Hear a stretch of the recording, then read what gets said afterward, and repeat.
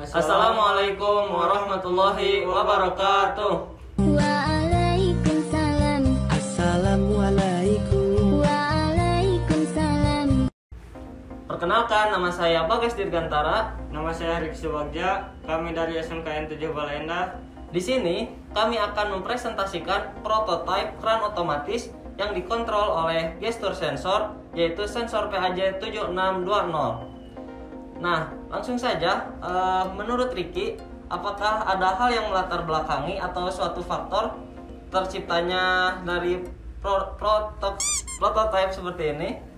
Faktor utama pastinya karena pada masa pandemi seperti ini, kita harus selalu mematuhi protokol kesehatan, salah satunya yaitu dengan rajin mencuci tangan. Cuci tangan, sampai bersih. Dan kita juga harus mengurangi untuk menyentuh barang atau alat yang ada di sekitar kita. Karena itu kita membuat prototipe kran otomatis ini agar kita bisa mengurangi sentuhan pada barang, salah satunya pada saat mencuci tangan. Nah, makanya kita membuat prototipe ini supaya kita rajin mencuci tangan dan supaya kita lebih sering menghindari sentuhan juga. Soalnya kan kita di sini menggunakan gestur sensor, jadi akan terjadi lebih sedikit sentuhannya. Nah, terus mengenai soal prototipe ini, kira-kira komponen apa saja sih yang digunakan? Komponen yang digunakan bermacam-macam, tapi di sini saya akan menyebutkan komponen-komponen yang paling penting. Yang pertama ada Arduino Nano yang berada di dalam sebagai otak dari prototipe ini, kemudian relay sebagai saklar, lalu LCD sebagai display, sensor PAJ sebagai sensornya, LED indikator sebagai indikasi, lalu adaptor 12 volt. Kemudian untuk air sama sabunnya kita menggunakan pompa mini, lalu untuk modelnya kita menggunakan hair dryer. Poin dari suatu alat pasti ada kelebihan dan kekurangannya. Yang pertama yaitu kelebihannya ya. Untuk kelebihan yang pertama, di sini kita menggunakan gestur sensor. Gestur sensor sendiri yaitu merupakan sensor yang bisa menangkap gerakan tangan dari manusia. Bisa contohnya atas, bawah, searah jarum jam atau clockwise, dan balikan dari arah jarum jam atau counter clockwise.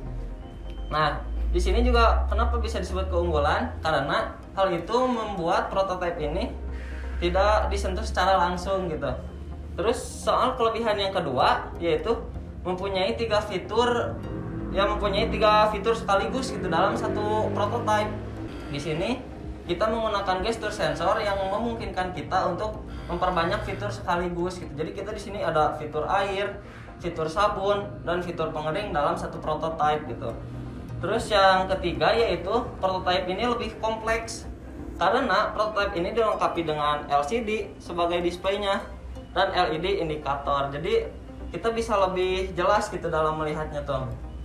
Selepas dari kelebihannya itu, kan pasti ada kekurangannya. Untuk kekurangan yang pertama yaitu memerlukan aliran listrik agar dapat menyala. Oh, berarti ketika misalkan nih ada pemadaman, berarti alat ini nggak bisa digunain. Nah itu dia, makanya ini menjadi kekurangan yang pertama. Ketika terjadi pemadaman listrik, makanya alat ini tidak akan bisa digunakan. Itu kekurangan yang pertama. Terus yang kedua itu jangkauan sensor yang rendah. Nah, sensor PAJ itu tersendiri mempunyai jangkauan yang sangat rendah. Jadi sangat rentan gitu terhadap cipratan air atau apa. Jadi kita harus berhati-hati dalam menggunakannya. Terus biar lebih jelas kita praktekkan langsung saja kali ya. Mungkin bisa dipraktekkan oleh Riki untuk alatnya.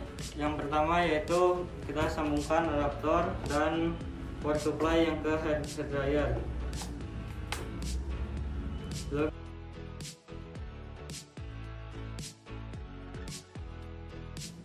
Langsung saja kita nyalakan menggunakan power ini. Maka akan terbaca gestur sensor. Untuk mengeluarkan atau mengaktifkan fitur air, kita tinggal mengikuti simbol yang ada di bawah ini. Langsung saja kita coba, maka akan muncul air dan si pompa menyala. Dan untuk sabun sama, yang berbeda hanya simbolnya saja. Langsung saja kita coba. maka akan muncul sabun pada lidi dan lampu merah menyala.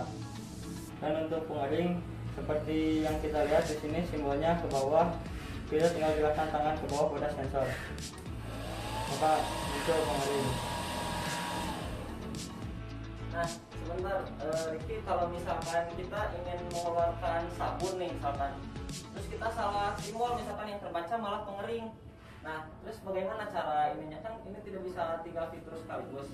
Jika kita salah memasukkan simbol, langkah yang harus digunakan yaitu dengan menggerakkan tangan ke atas pada sensor. Misalnya kita ingin mengeluarkan pengering, tapi kita padahal ingin mengeluarkan sabun, langsung saja gerakan tangan ke atas, maka si program akan terhenti dengan sendirinya. Seperti ini.